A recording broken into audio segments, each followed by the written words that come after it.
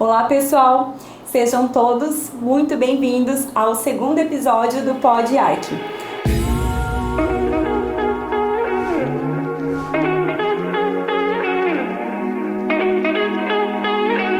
Meu nome é Gianita Bonato, eu sou arquiteta e urbanista. Eu sou Mariana Silva, arquiteta e urbanista, e hoje temos um convidado muito especial. Bom, meu nome é Gabriel, sou engenheiro civil aqui do escritório da Eixões Arquitetura e hoje vim contar para vocês um pouco mais da minha experiência profissional e tudo mais. Como eu já trabalhei com construtora, com projetos em outros escritórios, né? Então a gente tem um pouco de experiência em alguns assuntos.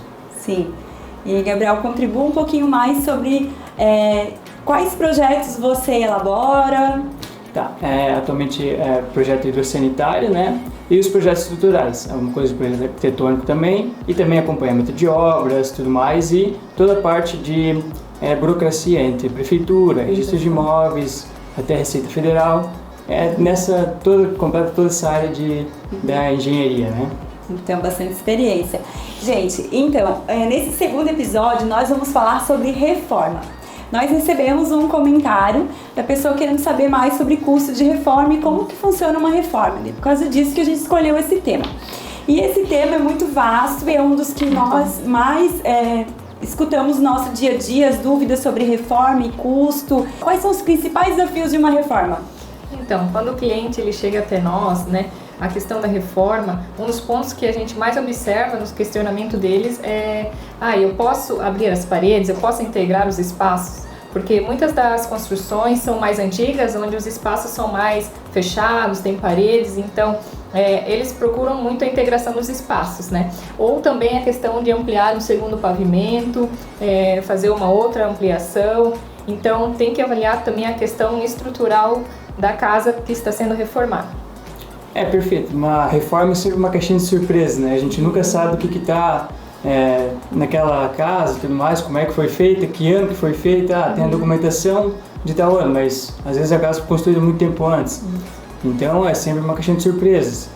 Uma parede rebocada, ela pode esconder diversas patologias, né? Ou a gente não consegue identificar o tipo de tijolo, qual foi a estrutura utilizada, o tipo de material utilizado na época, então é sempre uma caixinha de surpresas. Tem que fazer uma análise bem feita para que se vir reformar, vir ampliar ou colocar um segundo pavimento, se é possível realmente fazer isso. Ou senão a gente tem que partir para outros métodos, né? Fazer reforços, tanto reforço estrutural com concreto ou a própria parte metálica, né? Pode ser também utilizado. Cada caso é um caso. Verdade. E às vezes até no nosso dia a dia a gente se depara com os clientes que falam super orgulhosos, assim, minha casa é toda de tijolo estrutural. Ficando super feliz, porque daí isso representa bastante solidez para ele, mas no caso da reforma ela é um obstáculo, porque a parede de alvenaria que ele tem, uma alvenaria autoportante que nós chamamos, porque ela está segurando a estrutura. E daí, nesse caso, Gabriel, o que você recomenda? Então, quando é uma alvenaria estrutural, tem que fazer uma análise bem profunda sobre aonde que está sendo os apoios ali que a gente tem, né? A laje está descarregando aonde e tudo mais, para realmente ver se tem como fazer a quebra daquela parede. Ou até mesmo faz a quebra e faz todo um escoramento, né? E faz um reforço estrutural, né? Faz pilares, nasce com pilares ali, sapatas, tudo mais, para realmente conseguir suportar onde antigamente tinha uma parede e agora vai ser um novo ambiente, né? Vai ser uma área integrada e tudo mais. Então, tudo análises, né, que a gente precisa fazer. Gabriel, uma das coisas que os clientes sempre perguntam pra gente, eu sei que nas nossas visitas sempre a gente tem o suporte, né, da parte da arquitetura e da engenharia, mas isso é uma dúvida frequente. O sentido que foi montado a laje, ele vai influenciar naquela parede que está sendo removida quando a alvenaria é estrutural? Perfeito, na verdade depende do tipo de laje, mas é mais comum que a gente tenha a laje treliçada, né, que são treliças. Então, aonde a laje está descarregando, o sentido da vigota é onde a laje descarrega. Ali sempre vai ter uma maior solicitação de esforços, né? Porque realmente toda a estrutura, toda a laje ali, todo o peso dela vai estar descarregando nessa parede. Depois ela é toda distribuída ali na parede ou nas estruturas próximas, mas a principal ponto de apoio é onde está sendo descarregada a vigota, ali, que está o sentido da vigota. Né? Sim, então, realmente, quando você tem uma laje que ela foi montada num sentido das vigotas, aquela parede estrutural ela é uma parede bem importante, né? Para retirar, então tem que tomar todo um cuidado, certo? E daí, assim, a gente também recomenda sempre que, às vezes o pessoal fala, não, mas eu vou tirar essa parede e foi projetada uma estrutura para segurar aquela laje que tinha ali, que estava descarregando naquela parede. Então você diz que a pessoa que tem medo, assim, eu vou tirar isso que vai cair. Não é bem, na verdade, se tirar sem tomar os cuidados, vai cair, pode vir a ruptura, né? A estrutura sempre avisa antes, mas o ideal é sempre fazer um escoramento. Escora toda a laje ali, sempre quando for fazer uma reforma, mesmo que é uma parede de alvenaria convencional, a gente sempre indica fazer todo o escoramento da laje, porque quando vai vibrar e tudo mais, pode ser que essa parede ali ela tem uma função estrutural realmente e a laje ela venha a ceder ali ou, enfim, trazer problemas estruturais. Então, o recomendado sempre escora sempre antes, faz um escoramento bem feito e depois faz a remoção completa ali da parede ou parcial, enfim, do que for necessário no projeto. Isso. Falando na parte da estrutura, a gente questiona o cliente, né, como é muito recorrente, se na época que a casa foi construída, se eles têm um projeto estrutural, um projeto arquitetônico. Em muitos dos casos não existe o projeto estrutural, né, até por ser mais antiga. Então, a gente recomenda que seja contratado um profissional para ir lá descascar as paredes, para ver a questão da viga, dos pilares, onde tem, onde não tem, se é possível abrir a parede com segurança ou não. Então, esse é um ponto bem importante até para ter a questão da segurança da casa em si, né? A gente não pode fazer um projeto pensado em abrir paredes e deixar a casa, né, sem ter solidez, sem ser segura, trazendo risco para aquela família. Então, o projeto, né, a parte de tanto do arquitetônico como estrutural, é muito importante para que os outros projetos complementares que vierem depois também sejam funcionais e atendam a parte tanto da reforma como se tiver uma futura ampliação. E é muito comum, assim, quando essas casas elas foram construídas só com um projeto arquitetônico, sem um projeto estrutural, que é muito comum para casas mais antigas, as pessoas falam que o meu construtor, o meu pedreiro, ele disse que ele colocou tanto ferro nessa casa que dá 2, 3, 4 pavimentos. E Gabriel, você como engenheiro civil, qual o teu ponto de vista nisso? O que você pode colocar para trazer informação para essas pessoas? Sim, perfeito. A estrutura, na verdade, ela é sempre uma caixinha de surpresas ali quando é algo já existente. O meu pedreiro colocou tantos ferros. Primeiro que a gente não sabe se realmente é verdade sem quebrar ali e verificar realmente, né? Porque às vezes o pedreiro ele fala que colocou tantos ferros e vai aguentar. Mas não é bem assim, às vezes o excesso de ferro também pode ser um problema para a estrutura. Então, não é porque o pedreiro falou que dá que a gente tem que confiar nisso e fazer a ampliação, né?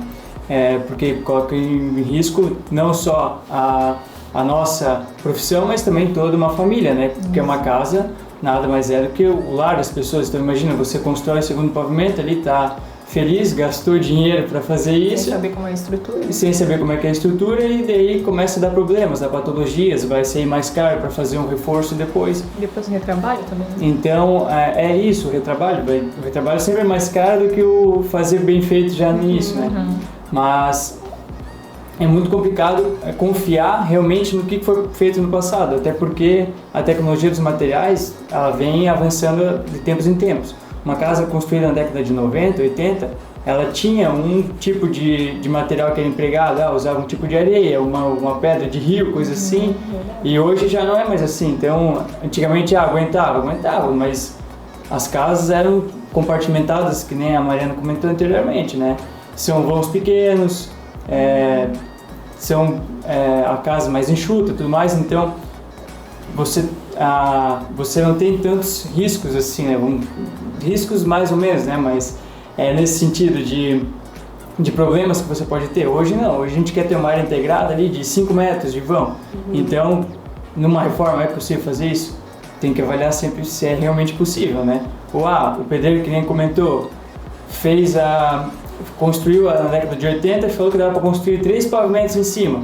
Quando vai ver, vai quebrar ali a viga para ver, o pilar, descascar, ver como é que tá. é uma areia que está um concreto podre, que a gente chama, né? Esfarelando e tudo mais. Como é que a gente vai confiar numa estrutura que já está tendo problema atualmente? Então, não tem como a gente fazer uma nova estrutura ali, uma nova construção sem reforçar essa estrutura existente, né? Sim, com certeza. E um outro ponto muito importante é que essas casas, elas foram construídas com aquela laje que o pessoal fala de laje de forro. Essa laje de forro, pode receber um segundo pavimento? Hoje é a laje terçada, mas o que é a laje de forro? É uma laje que não é preparada para ter uma sobrecarga em cima dela. Então, você vai colocar um revestimento, vai fazer um contrapiso, vai engrossar ali a laje, vai ter móveis em cima, então ela não é uma laje que foi pensada. Outra laje. A outra laje, tudo isso, então ela não foi preparada para receber toda essa sobrecarga, né? Então é sempre um problema também. E falando nisso, a questão da reforma sempre envolve a parte do telhado, ou quando tem ampliação, um projeto de fachada, então a parte do telhado ela tem que ser também bem pensado, onde que vai ficar a caixa d'água, os acessos, você vai mudar para um telhado embutido, o telhado embutido tem que ter mais cuidados na questão da impermeabilização, né? Você pode falar um pouco mais? O telhado embutido, a maioria das casas que a gente tem para reforma é um telhado aparente e a pessoa quer modernizar, quer trazer um telhado embutido. Mas o telhado embutido, se não bem feito, ele pode acarretar em problemas, né? Então a gente sempre recomenda ele ter um profissional que vai fazer toda a parte de telhado, vai respeitar as inclinações mínimas que estão no projeto e tudo mais. E quando se trata de telha de fibrocimento, hoje elas não têm mais a parte do amianto, que antigamente eram as telhas de eternite, que a gente chama, né? Então, por não ter esse amianto, essas telhas de fibrocimento elas são um pouco permeáveis. Até não criar uma crosta ali em cima e tudo mais, pode ser que ainda chova dentro do telhado ali, né? Pingue alguma coisa, então a gente sempre recomenda fazer uma boa impermeabilização. Ou então até mesmo não ter telhado, eu quero fazer uma casa sem telhado só com impermeabilização. É possível, atualmente a gente vê muitas casas que já não tem mais telhado, só a impermeabilização, mas tem que ter uma empresa especializada, profissionais muito bem capacitados, para que não ocorra nenhum vazamento, porque um telhado pingando água dentro de casa é um problema muito grande. Você vai ter os móveis, tudo pronto gesso, ali, tudo gesso, tudo mais, e daí a pintura, tudo feita e começa a chover dentro de casa. Então, não ter telhado é possível, mas tem que ter uma impermeabilização muito boa. A gente no mercado hoje tem manta asfáltica, que é muito conhecida, tem outros tipos, tipo a argamassa polimérica, que não é especificamente para esse tipo de telhado, mas também pode ser utilizado em determinadas situações. Então é bem importante sempre ter um profissional junto nessa nova reforma e tudo mais. Isso reforçando no telhado embutido, é muito importante ter a calha bem dimensionada, as pingadeiras, o rufo, então as quedas, né, da água, da chuva, então tem que ter um projeto bem completo e depois uma execução, né, muito boa e que preste bastante atenção nesses pontos, porque isso vai fazer toda a diferença depois quando a obra estiver já construída e ao longo dos anos não vai ter tanta manutenção. Então, ainda falando sobre telhado embutido, né? Por que a gente está falando sobre bastante telhado embutido? Tem vários outros tipos de telhado, mas o que acontece? Numa reforma, às vezes a casa inicial que você tem, né, que foi feita para você, ela não tem uma inclinação de água que dá continuidade para uma ampliação da casa. Então, daí nesse momento, ou muda-se o telhado inteiro, que tem um custo agregado muito alto, e daí o que acontece é que a maioria das pessoas já quer modernizar mais a casa, né? As casas contemporâneas hoje, elas têm um telhado oculto, né, que é o telhado embutido que nós chamamos, e isso vai trazer um pouco mais de modernidade também para casa e diminui bastante o custo. Porque os telhados feitos antigamente, eles tinham normalmente uma telha francesa, portuguesa ou romana, que ela tem uma inclinação de acordo com o fabricante, mas isso é em média de 35% a 40%, e isso vai ter um madeiramento mais robusto, porque ele vai ter que vir toda essa altura, e às vezes isso vai dar uma altura de 2,70 metros embaixo do telhado, que é comum quando nós desenhamos, e você vai conseguir, dessa forma, tirar aquela madeira dali na reforma e utilizar ela toda num telhado novo, se ela estiver em bom estado, boa qualidade, né? Patologias, cupins, cupins, se não tiver nenhuma patologia, né, nesse telhado, então pode-se aproveitar toda essa madeira no telhado embutido, ainda vai sobrar madeira, que é possível ainda fazer um pergolado ou alguma coisa de destaque na construção. E nós falamos bastante sobre a questão de manutenção de telhado, por quê? Porque hoje a maior causa de estresse das pessoas que colocam um telhado embutido é isso, porque as calhas, elas são ocultas, então você não vai ver o que está acontecendo ali. E quando você perceber, vai estar chovendo dentro da sua casa, né? Porque não tem por onde chover mais, ela vai vir, vai descer tudo, né, nas descidas ali dos pontos de luz da tua casa, vai vir, vai estragar as calhas e tudo. Mas por quê? Porque assim, a calha, ela precisa de limpeza periódica. Então, em torno de 6 meses, sempre tem que ir lá ver como é que tá, pegar uma escada ou contratar alguém que, né, com equipamento de segurança, sempre pensando em segurança, vai lá limpar aquelas calhas para deixar ela desobstruída e que para assim ela vai conseguir ter o efeito desejado. Isso, muitas vezes a gente só vai ver o problema depois que o problema aconteceu. Então, no telhado embutido tem que tomar esse cuidado realmente de sempre fazer uma preventiva, né, que a gente chama, sempre verificar, principalmente quando se tem árvore perto, a gente sabe que começa épocas que tem folhas que vão cair ali sobre o telhado, vai vir voando e tudo mais, então sempre tem que ter essa manutenção, pelo menos de 6 em 6 meses ali. Sobe no telhado, ou contrata alguém ali, coloca uma escada, vê como é que tá, até pela questão de tu não vai ter problema no futuro, porque tá com os móveis tudo pronto ali, em 1 ano não aconteceu nada, 2 anos não aconteceu nada, mas vai acumulando. Uma hora, se tem folhas e tudo mais ali, uma hora vai dar problema, e o problema dele é grande, porque você vai perder móveis, vai perder tudo que tem na casa. Então é sempre muito importante fazer a preventiva do que a corretiva depois, né? Com certeza. E ainda falando sobre reforma, as pessoas querem trocar os acabamentos, elas querem trocar as portas, as janelas, e daí quando a gente conversa sobre custo de reforma, é muito difícil falar o preço sem ter um projeto. Então o projeto ele é primordial até para poder levantar tudo que é problema que pode surgir futuro e você saber realmente o que vai ser feito passo a passo e executar aquilo com segurança. Mesmo sendo uma reforma pequena, com uma reforma maior, né? Todos os projetos, desde o arquitetônico, estrutural, elétrico, hidrossanitário, igual você comentou no outro vídeo, a reforma vale a pena, né? Até porque ela valoriza mais ainda o imóvel. Então tem a questão do valor imobiliário que agrega na construção, né? Sim, reforma sempre vale a pena, essa é a minha opinião, né? Mas também é baseada no conhecimento que nós temos técnico. E eu digo também assim para vocês, o que acontece? Quando a pessoa resolve reformar a casa, ela resolve reformar porque ela já não está satisfeita com aquele padrão de acabamento. Então, quando ela vai comparar, se eu construir uma casa nova, eu ia gastar menos do que reformar. Mas aquele lá foi baseado no padrão de acabamento mínimo, né? Uma casa mais simples. E você já está morando naquela casa há muito tempo, você quer uma casa melhor. Então, nesse momento, você já escolhe materiais mais nobres, materiais melhores, mais caros, né? E daí vai refletir a época, a casa vai ficar mais contemporânea e você está agregando valor. A tua casa não é aquela casa de padrão mais simples que você tinha ou que você está vendo o valor de uma casa nova. Então isso é uma coisa bem importante das pessoas pensarem. Sim, e muitas das reformas envolvem a questão da ampliação. Quero ampliar uma suíte, quero fazer um closet, quero fazer a cozinha maior ou uma garagem para um segundo carro. Então isso salienta a importância dos projetos, né? Tanto a parte do arquitetônico estrutural e os outros complementares, a questão da espera, como que vai ser projetada, um espaço para deixar uma piscina futuramente, um pergolado. Então todos os projetos são necessários também para a parte da reforma, não somente para uma construção nova. Isso é perfeito, a necessidade faz a situação, a necessidade faz a situação, né? Nasceu um filho novo ali, comprei um carro, preciso ampliar, então a reforma sempre é bem-vinda, né? Claro que, vou contratar um pedreiro e fazer. Não sei se é bem assim, porque às vezes tu vai ter um gasto muito maior só de contratando ali um pedreiro, porque ele vai fazer a estrutura como ele acha que tem que ser, ele que vai pensar, vou fazer um banheiro desse tamanho aqui, mas, será que realmente tem a necessidade? Ou, fez um cômodo muito pequeno, queria que fosse maior.